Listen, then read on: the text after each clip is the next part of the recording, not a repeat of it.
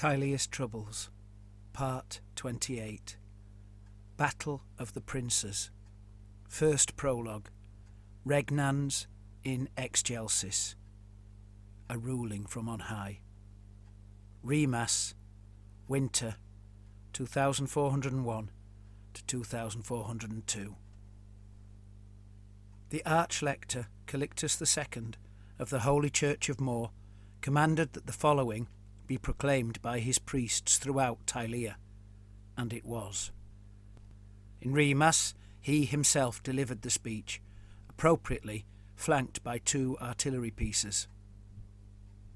I hereby address all Tileans, whether noble or common, rich or poor, young or old.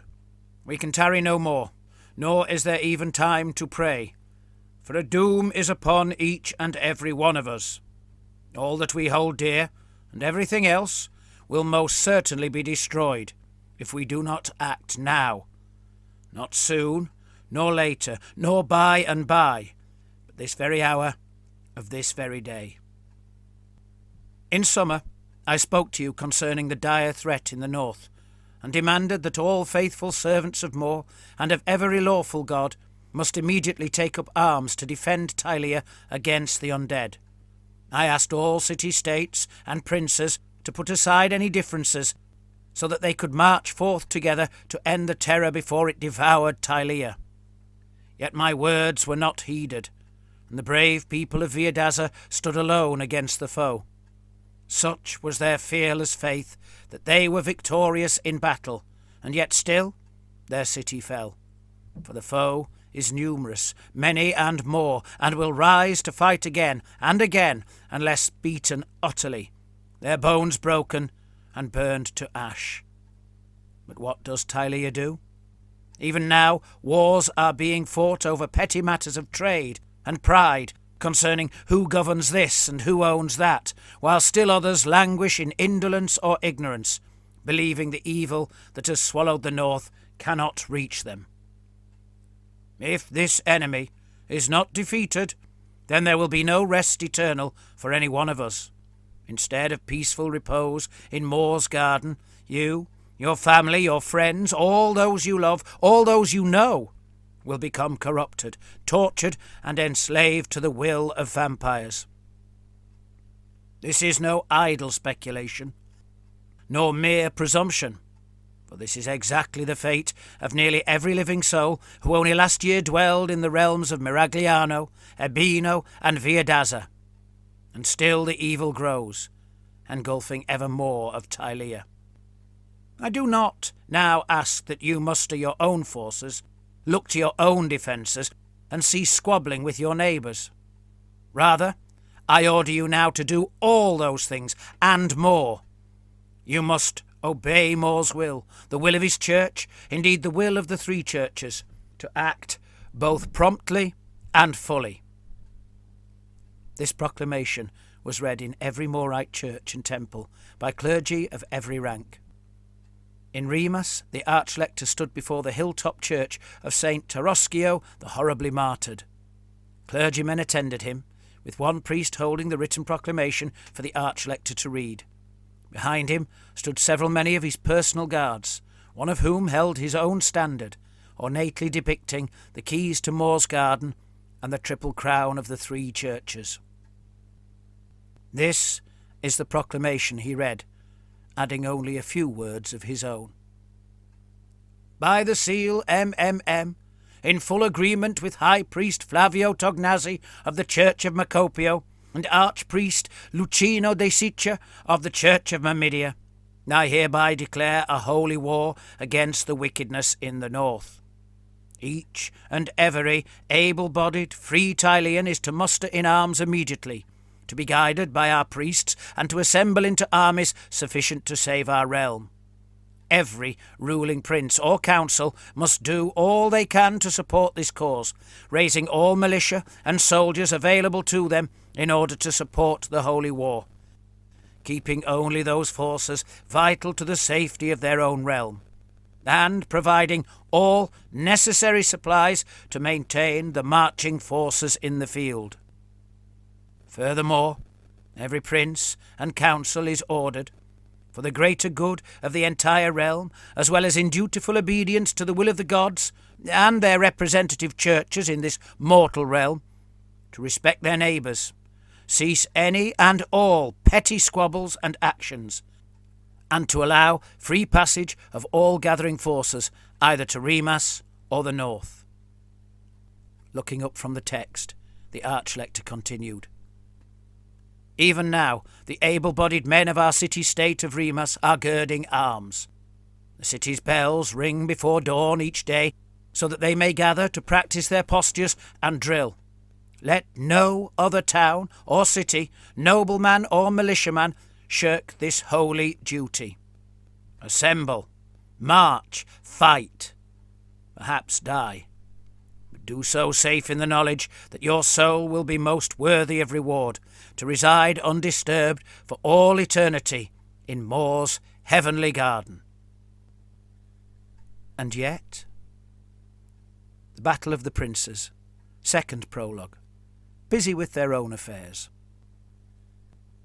Prince Lorenzo Medici of Trantio had never intended to ride to battle with so few men. With exactly this concern in mind, he had hired what he had been led to believe was the best mercenary company in Tilea, to do his fighting for him in the first instance, and if ever it proved necessary that he himself fight, then he would command a mighty army made of both his own soldiers as well as those he had bought. Now, however, despite their promise that a raid against Pavona would be easily accomplished, the mercenaries of the Compagnia del Sole were close to failing him. After a hesitant start, they had eventually begun the work of looting and burning with vigour. Their initial delay, however, meant they tarried just a little too long in the enemy's territory, allowing them to be caught.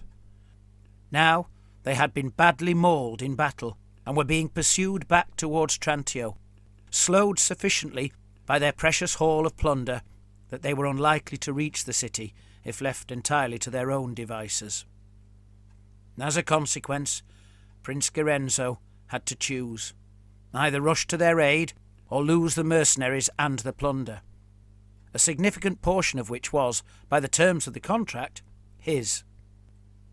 As it had come to open war between Trantio and Pavona, he needed both the mercenaries and the loot, which meant his hand was forced. He must ride out, no matter how risky it was. Still, there was every reason to be optimistic. The relief force he commanded, despite its diminutive size, at least consisted of men he could trust. He had personally overseen their thrice-weekly drilling in the fields outside his walls, satisfying himself as to both their competence in arms and their dedication to his service. What they lacked, however, was numbers. Paying the mercenaries had drained his coffers and strained his ability to borrow further from the banking houses.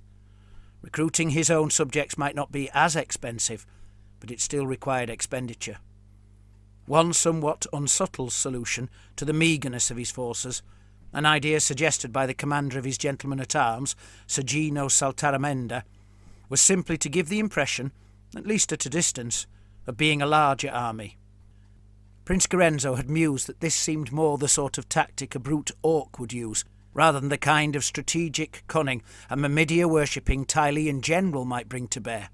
But Sergino had replied that the enemy were only men, and that nervous ears could befuddle scouts, and then their hastily delivered reports unsettle their army. Despite his misgivings concerning the almost childish nature of the trick, the prince had agreed. After all, it would cost nothing, and if it made no real difference, then there was no real loss.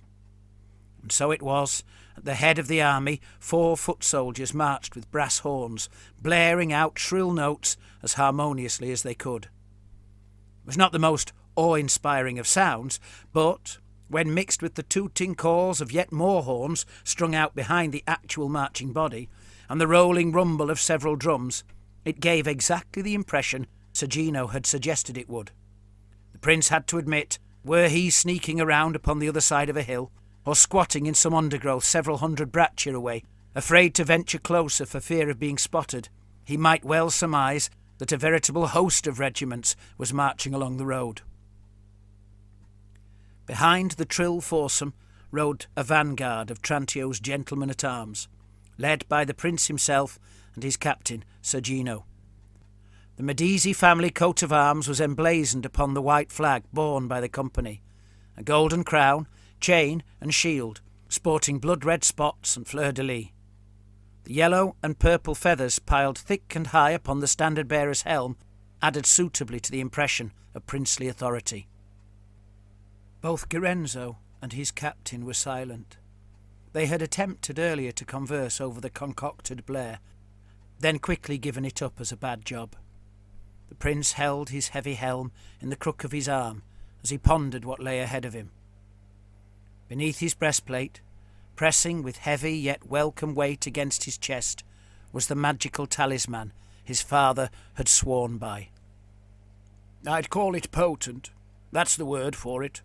Not once, nor twice, nor even 3 times, the old prince had said to his son. Then, after a delay apparently for silliness' sake alone, not even 4 times, nor 5, but 6, I tell you. 6 times this prettily carved bauble has saved my skin. Blades brought down in such a way that ought, without question, to have pierced me deep and deadly, borne by warriors both strong and skilled, did little more than slip away, as if they were broomsticks, clutched in the trembling hands of feeble old crones. Not every blow, mind you, as my scarred flesh and jarred bones do protest, but enough that I have lived to a ripe old age, despite having taken what for anyone else would have been 6 risks too many."